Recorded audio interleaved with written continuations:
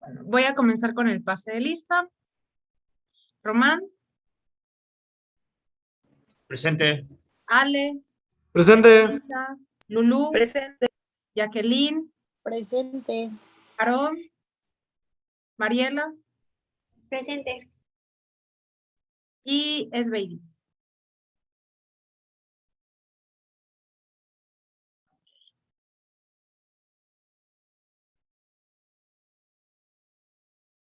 Bien, chicos, pues vamos a dar continuidad al tema de sistemas de identificación para después comenzar a trabajar con lo que viene siendo el trabajo del doctor Alejandro Cárdenas. No me acuerdo si ya en medicina legal por ahí les había puesto parte del trabajo del doctor Cárdenas, que él se dedica a hacer lo que viene siendo la rehidratación cadavérica y prácticamente nos debería llenar de muchísimo orgullo ya que es un método 100% mexicano y patentado por el doctor Alejandro, que es mexicano. Él es odontólogo forense, perito de la Fiscalía del Estado de Tamaulipas y prácticamente es un método para la identificación de cadáveres, ¿ok? Que están en un alto grado de descomposición. Ya se conecta su compañero.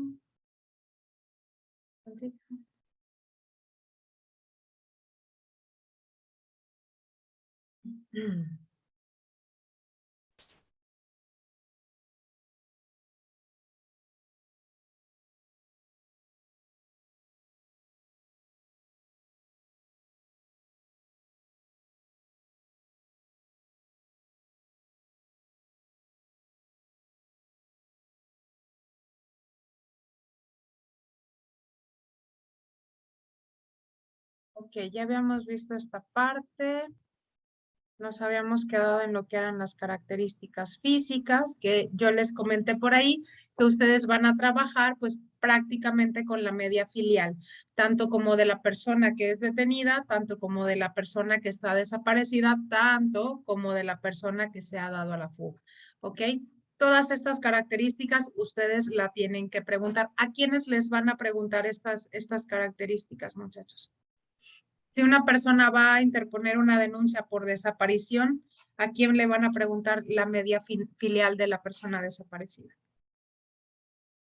Pues al familiar. O en dado caso, si no llegase a ser el familiar, la persona en cuestión, recuerden que una denuncia o una querella no precisamente la tiene que interponer la familia. Puede ser el cónyuge, puede ser el concubinario, ¿sí? O puede ser un primo, un tío, un sobrino, etcétera. Y prácticamente ellos deben de conocer muy bien todas las características anatomofisiológicas de esta persona, incluso si es yo algo que siempre les he sugerido prácticamente o son estas nuevas características que poco a poco se están como que teniendo en cuenta o a consideración, es preguntar si, por ejemplo, la persona tiene alguna enfermedad no sé, grave, como lo puede ser diabetes, ¿sí? Como puede ser VIH, pero enfermedades crónico-degenerativas en donde la persona necesita un tratamiento constante. ¿Alguien sabe qué es la desaparición forzada? Cuando es cometido por un servidor ¿Secuestros? público, Más o menos. A ver, te escucho, Román. es cuando es cometido por un servidor público o por Exactamente. temas políticos, ¿no? Sí, exactamente. En dado caso se han llegado a dar incluso en ocasiones cuando las autoridades llegan a un domicilio, no llegan con una orden judicial correspondiente, toman a la persona, no le leen los derechos, prácticamente no se apegan al 20, no se apegan al 16, ni al 18, ni al 15 del Código de Procedimientos Penales. Entonces, se llevan a la persona, la desaparecen por un tiempo, la familia se vuelve loca. ¿Qué tiene que hacer el abogado? Interponer un amparo para poder dar con esta persona. Pero en este lapso o en este tiempo en el que la persona estuvo desaparecida, a lo mejor la persona necesitaba retrovirales porque tiene VIH, ¿sí? A lo mejor la persona necesitaba inyectarse su insulina porque es diabético. A lo mejor la persona tiene lupus y necesitaba su tratamiento, no lo sé. Pueden suceder muchas circunstancias en donde no solamente tienes que dar la media filial, sino que también ustedes deben de tomar los generales, ¿sí? De es alérgico, sí, a qué, qué medicamentos toma, cuál es la condición de salud. A lo mejor tiene una cirugía reciente y estas personas llegaron con lujo de violencia, lo golpearon, a lo mejor se le volvió a abrir la herida, ¿sí? Y la persona, su salud está en riesgo. Y todas estas cuestiones son altamente graves y detonantes. Entran en parte dentro de lo, perdón, valga la redundancia, dentro de lo que ustedes están tomando por los sistemas de identificación. Todavía no se aplica aquí en Veracruz, pero en algunos estados como Nuevo León, Ciudad de México, Sonora, ya están tomando las características físicas o la media filial con esto que yo les acabo de mencionar, porque es primordial. Así, a lo mejor una persona que está secuestrada también puede ser la misma situación. A lo mejor un menor, sustracción de menores, a lo mejor muchas veces los papás, cuando se les mete la idea, es que no me dejas ver a mi hijo y demás, hay padres que ni siquiera están enterados de la situación de salud de sus hijos, nada más los sustraen del hogar y prácticamente no saben que el niño es diabético o el niño necesita algún tipo de vitaminas o suplemento alimenticio que uno de los progenitores le estaba dando, ¿sí? Y esto realmente altera mucho el proceso, ¿ok? ¿Dudas o preguntas, chicos? No, bien. Ya les había dicho que cuál es la característica para la diferenciación entre femenino y masculino, ¿sí? Ya les había por ahí hecho un caso práctico. ¿Recuerdan cómo se asentaría si estamos hablando de una persona que tiene características anatomofisiológicas femeninas, pero genéticamente es un masculino?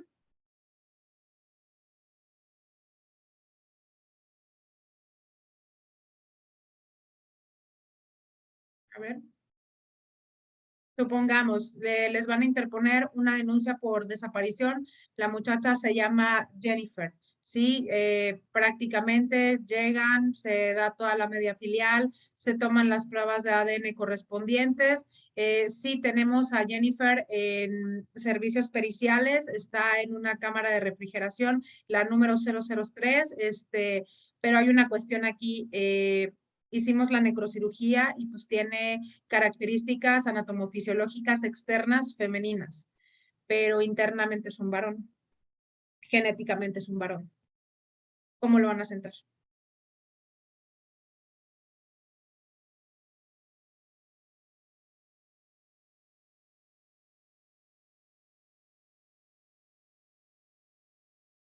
A ver, muchachos.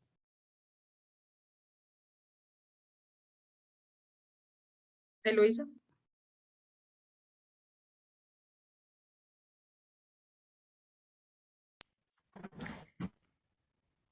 ¿Como varón? Sí, porque estamos hablando de la parte genética. Recuerden, chicos, que el ADN no se puede cambiar. Aunque la persona haya hecho los trámites correspondientes, ¿sí? ¿Qué van a hacer ustedes? Van a hacer su informe, van a poner la media filial y en la parte de abajo van a poner nota. Se recibe el cuerpo de un femenino con características anatomofisiológicas externas femeninas, pero al momento de la necrocirugía se percibe que existen, gónadas internas y ahí se hace la descripción con que se van a ayudar ustedes prácticamente con el informe del médico forense, ¿sí? Y el informe pericial. Entonces, aguas con eso, siempre hay que dejarlo muy a consideración. Yo sé que ahorita, hoy en día, es muy fácil el cambio de sexo y que también el asentar los papeles y se hace toda esta diferenciación, pero recuerden, no podemos cambiar el ADN. ¿Sí? El ADN es infalible, no se puede cambiar y obviamente pues se necesitan las pruebas de ADN para poderlo cotejar con los familiares y entregar el cuerpo correcto, ¿sí? Ojo, si ustedes llegan a hacer papeleo, trámites y demás y entregan el cuerpo que no es, se están metiendo en un problema y están incurriendo en un delito. El Código Penal del Estado de Veracruz lo señala, ¿ok? Por ahí les mencionaba que la edad es otra de las características físicas que se deben de tener en cuenta para la identificación, ya que los procesos de maduración y desarrollo varían dependiendo de los grupos raciales, influencias genéticas y ambientales. Esto es muy cierto. Por ejemplo, los latinos, o bueno, en este caso,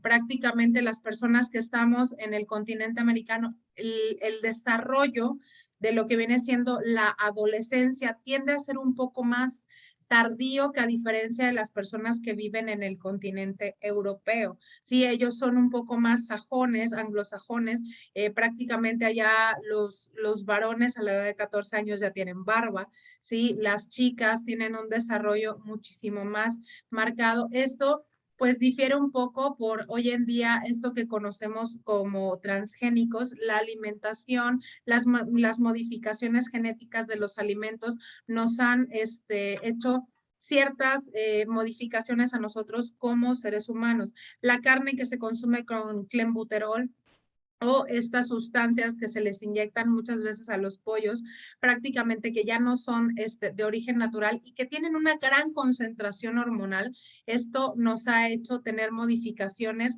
en lo que viene siendo los grupos interraciales a nivel internacional. Los principales signos de la maduración en los seres humanos son las piezas dentarias. ¿Cuántos dientes tienen los niños? 38. 22. No, No, les voy a dar un 28. pocotazo. 28. ¿Y los adultos? 32. 32. Sí. Imagínense, encuentran, van a hacer una inspección ocular, encuentran una osamenta, tienen un cráneo, el cráneo tiene en el maxilar inferior y superior 28 dientitos. ¿De quién estamos hablando? Pues de un menor, ¿sí? Si tiene 32 piezas dentarias, pues ya estamos hablando de un adulto. ¿Ok? Hay glándulas mamarias, el desarrollo de las mismas, ustedes saben que viene en la adolescencia, genitales masculinos, una diferenciación entre los femeninos y los masculinos, el vello púbico, el vello axilar y la menstruación. ¿Sí? No precisamente por lo regular, esto es muy común en escenas o lugares de intervención cuando prácticamente son violaciones, esto se llega a presentar y prácticamente nosotros como peritos y los químicos forenses del laboratorio tienen que hacer una aclaración. El lago hemático que se encontró en el lugar de intervención pertenece a la persona fulana de tal, pero es un lago hemático de sangre menstrual. Esto también es aunado a una mujer que está embarazada. Se puede encontrar se puede encontrar menstruación, se puede encontrar meconio. El meconio es son heces fecales. Es la primera evacuación de un neonato o de un nonato. ¿Qué quiere decir esto? Que muchas veces el producto madura muchísimo más dentro del útero y el bebé llega a defecar dentro de la madre. ¿Sí? Por eso es primordial que no pase este tiempo de maduración. Esto se llega a dar en casos cuando la mamá es drogada y prácticamente se les realiza un procedimiento de una cesárea para sustraer el producto, ¿sí? Se puede llegar a encontrar este tipo de cuestiones, se puede encontrar placenta, se puede encontrar cordón umbilical, se puede encontrar líquido amniótico, ¿sí? Que son materiales serológicos que nos van a ir dando la pauta de probablemente cuál era la edad de la persona, ¿ok? Las señas particulares, tatuajes y cicatrices eran lo que yo les mencionaba. Las señas particulares o marcas distintivas son elementos de identificación que en la mayoría de los casos proporcionan los datos para llegar a un resultado positivo. Los expertos de ciencias forenses clasifican las señas particulares de la forma siguiente: vicios de conformación y producciones patológicas, cicatrices, tatuajes, estigmas ocupacionales. Aquí, por ejemplo, les tengo algunas lesiones. Esto, por ejemplo, a lo que se les llaman lunares, son lesiones de piel. Los lunares pueden salir por varias cuestiones. Exposiciones al sol, cáncer de piel, ¿sí? O prácticamente una alteración de la melanina en lo que viene siendo la piel, ¿sí? Cuando son simétricos significa que pues prácticamente no es cancerígeno, no es maligno. Cuando son asimétricos y estos tienden a cambiar de un tiempo determinado de tamaño y tienden a extenderse más de 3 centímetros, es cuando, ok, hay que llevarlo a analizar, ¿sí? Hay personas que pueden, por ejemplo, tener toda su vida un lunar de nacimiento, que es una seña particular que creció o que ya tenía un tamaño determinado. No significa que va a ser maligno, pero es una forma de identificar a la persona. A lo mejor hay de todo tipo de lunares. Hay personas que tienen lunares de cabello, que tienen mechones blancos, o pueden ser personas rubias que tienen un mechón negro o café. Yo de hecho tengo una prima así que es muy, muy rubia y tiene mechones cafés y son lunares de cabello. Esto por la alteración de la melanina y es una característica anatomofisiológica propia de esta persona. ¿Sí? Hay alteraciones, por ejemplo, genéticas. Hay personas que tienen un encimamiento de los dedos de los pies o ciertas características con las manos, ¿sí? Personas que tienen cicatrices de alguna cirugía, de algún accidente, y es así como se puede lograr identificar a la persona. A lo mejor tiene tatuajes, ¿sí? Muchos tatuajes. Sí, es que yo recuerdo que mi familiar tenía un tatuaje de una cruz de hierro en la parte de la espalda baja. Sí, el cuerpo que encontramos tenía estas características. Bueno, pues probablemente sea él. Y van, y a lo mejor el cuerpo ya no está muy reconocible porque recordemos, dentro del cronotanatodiagnóstico, los signos tardíos hacen que cuando la persona entre en un estado enfisematoso, cambien las características anatomofisiológicas del rostro. Recuerden que se inflan, ¿sí? Por la acumulación de gases de descomposición y lo que vienen siendo los rasgos o las señas particulares del rostro se ven alteradas. Entonces ya no es muy viable o factible poder identificar a la persona por las características anatomofisiológicas del rostro.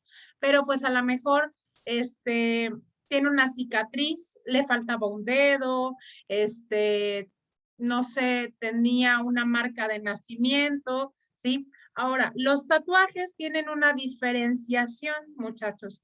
Los tatuajes que se realizan en una institución penitenciaria y los que se realizan de manera artística tienen una característica de diferenciación muy amplia, ¿sí? Los tatuajes que se realizan también dentro de una institución penitenciaria, aparte de que los bordes son muy burdos, los tatuajes son muy característicos. Por ejemplo, cada tatuaje tiene un significado. ¿Alguien sabe qué significan las lagrimitas en el rostro? Creo que son las muertes que lleva, ¿no? Exactamente. Cada lágrima es una muerte. Hay personas que son devotas, no sé, tal vez a la Santísima, hay personas que son devotas a la Virgen de Guadalupe, y esto es a lo que se aferran dentro de la institución penitenciaria y llegan a realizarse este tipo de tatuajes. Se pueden realizar desde nombres, congrecas, el rostro de alguno de sus hijos, y esto caracteriza a la persona, ¿sí? Y cuando llega a darse algún hecho fortuito, homicidio, ahogamientos, etcétera, la persona es identificada a través del tatuaje. Yo ahorita les voy a mostrar con el trabajo del doctor Alejandro cómo es que se logra llegar a esto. ¿Okay?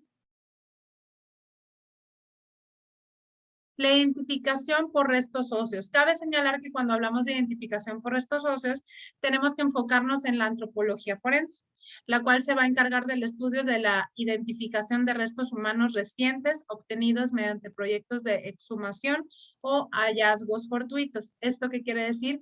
Fosas clandestinas. La antropología forense analiza medidas antropométricas del esqueleto craneal, postcraneal, con la ayuda de un protocolo desarrollado a lo largo de muchos años por numerosos investigadores del área. ¿Qué quiere decir esto? Que la antropología forense no es una ciencia nueva ni reciente.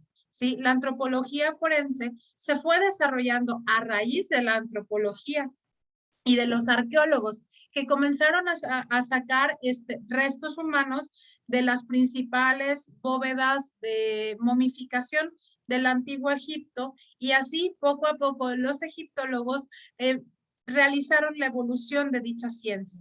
Sí, hasta hace, yo les comentaba, hasta hace 10 años se dio a través de pruebas de ADN, se dio con la línea directa de la descendencia, o bueno, el padre de Tutankamón, y efectivamente se confirmó que una de las momias que tenían en uno de los museos de Egipto era Tutankamón, ¿sí? Que era un hombre que había fallecido a los 16 años, que medía tanto, que había tenido problemas de polio. Aunque ustedes no lo crean, chicos, los huesos hablan muchísimo. Aunque la persona ya no pueda hablar y defenderse y decirnos qué fue lo que pasó en realidad, nosotros a través de lo que viene siendo un cráneo podemos determinar muchas cosas. Si la persona tenía una buena alimentación, si la persona falleció por una caída, por un golpe, por un impacto de bala, por lesiones, por, no sé, lesiones de algún tipo de enfermedad, ¿sí? Por ejemplo, en las mujeres, la descalcificación distrófica, como bien se le conoce como osteoporosis, es muy marcada, ¿sí? Esto es derivado, por ejemplo, a alteraciones ováricas o alteraciones uterinas, ¿sí? Cuando hay mujeres que se les realiza una histerectomía completa, este tipo de procesos comienza a verse perpetrado en los huesos. Hay personas que a lo mejor sufrieron alguna fractura de algún hueso y tenían, no lo sé, algún implante, algún tornillo, clavo, etcétera. Entonces, todo esto nos va a dar la pauta para poder identificar a la persona. ¿Ok?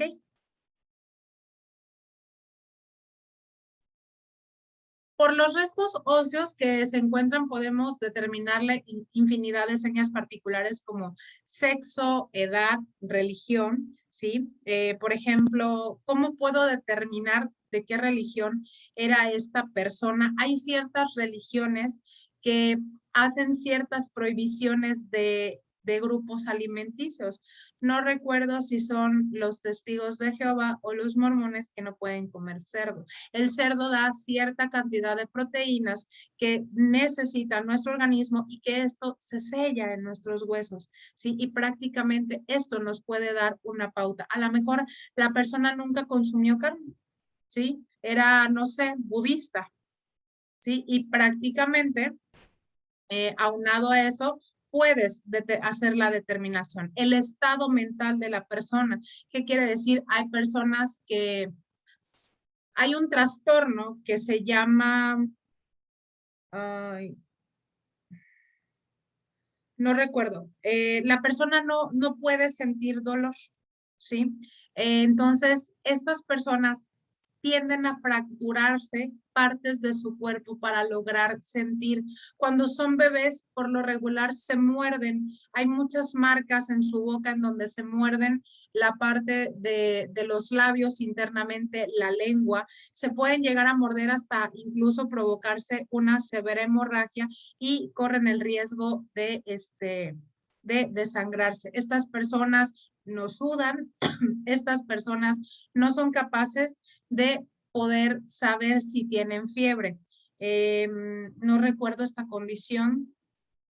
Tengo una amiga con esta condición y no recuerdo cuál es su nombre. Es extremadamente difícil, pero realmente es muy complicada esta situación.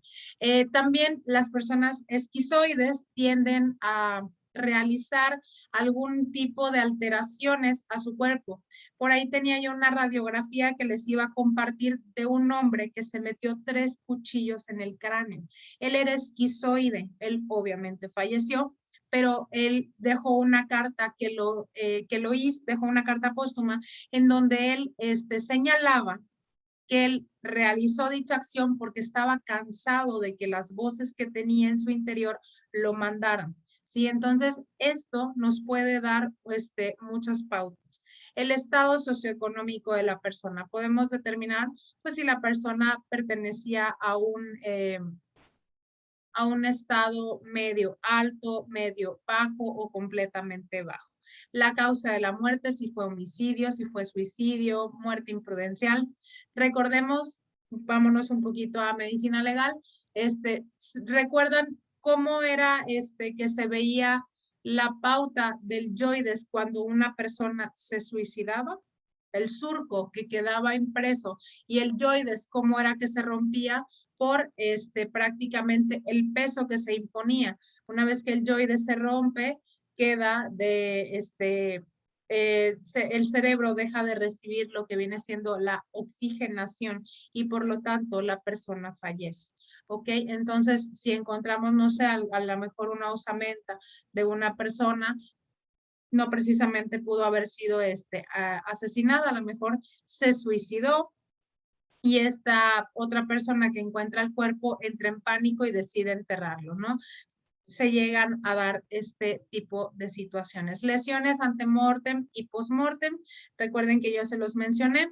Hay lesiones que cuando se realizan antemortem todavía alcanzan los glóbulos blancos a trabajar y a realizar prácticamente esta parte de la cicatrización. Cuando son postmortem ya no hay coagulación, ya no hay, los tejidos ya no se pegan, los glóbulos blancos ya no trabajan. ¿Cómo podemos hacer esta diferenciación? A través de los bordes de la herida, ¿sí? Se va a ver cuando es antemortem y cuando es postmortem. ¿Bien?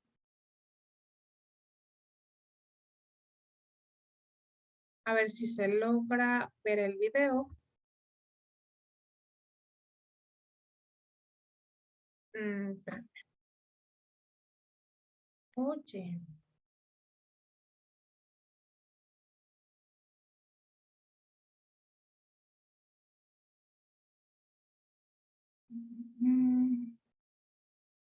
No, espérame. Ahorita les pongo el video. De hecho, son dos.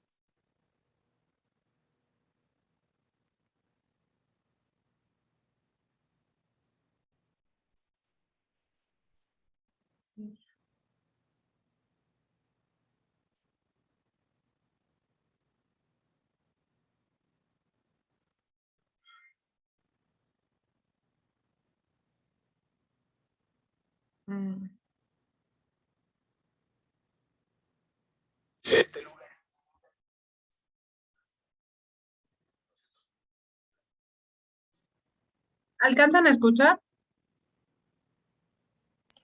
No. Este lugar intimida y atemoriza hasta el más valiente. No se trata de una película de terror, una fosa clandestina o algún tipo de cementerio. Aquí se dejan intencionalmente múltiples cadáveres al aire libre y bajo el calor abrasador del sol. Esto para estudiar los enigmas que rodean la muerte. El terreno pertenece al Centro de Antropología Forense de la Universidad de Texas, siendo custodiado y celosamente resguardado, pues ha lugar a investigaciones forenses, además de que se mantenga lejos de miradas curiosas. Abarca más de 10,000 metros cuadrados y hay cuerpos por todas partes. Con ello, pueden estudiar la descomposición. El profesor Daniel Westcott es el director de este lugar y diariamente recorre la granja para revisar los detalles y cambios que se hayan realizado en las investigaciones en curso. Poner un cadáver en el suelo y estudiarlo es la finalidad de esta granja. Llamarlo granja quizás no es lo más correcto, pero aquí se estudian los cambios que sufre un cadáver al morir.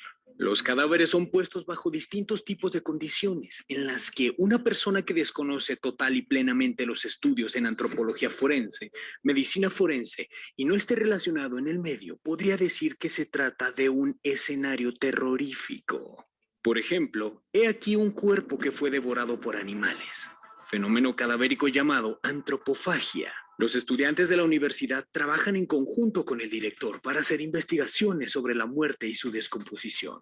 Por sus huesos puede uno saber si eran obesos, si eran altos, si eran chaparros, si tenían trauma en su vida, si sufrieron de abuso. Te preguntarás, ¿cómo es que los cadáveres llegan aquí?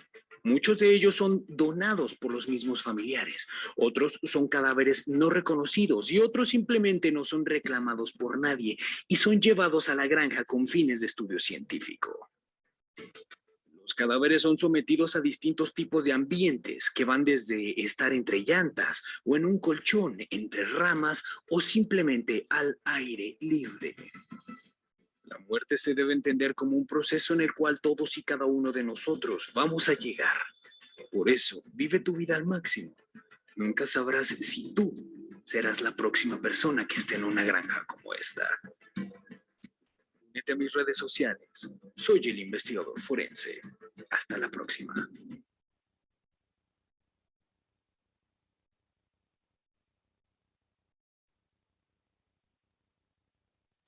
No recuerdo si ya les había yo compartido lo de la granja de cadáveres,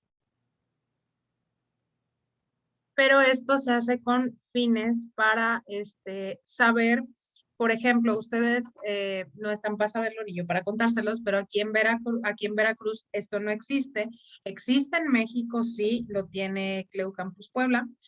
Prácticamente ahí es donde se hacen donaciones o personas deciden donar sus cuerpos a la ciencia y se hacen diferentes tipos de escenario. Gracias a esto es que se han podido desarrollar nuevas técnicas de investigación en casos de desapariciones, en casos de del desarrollo del cronotanato diagnóstico. La ciencia forense sigue avanzando día a día. Hoy en día ya se puede trabajar más que con una técnica de moldeado, con una técnica en 3D, en donde se puede hacer la reconstrucción facial a través de un cráneo no precisamente completo.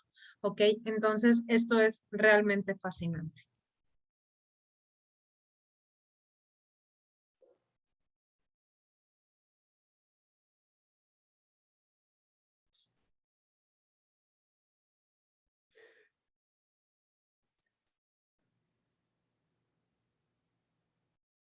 No, perdón, lo pegué 2 veces. Ok, chicos. ¿Dudas o preguntas hasta ahorita?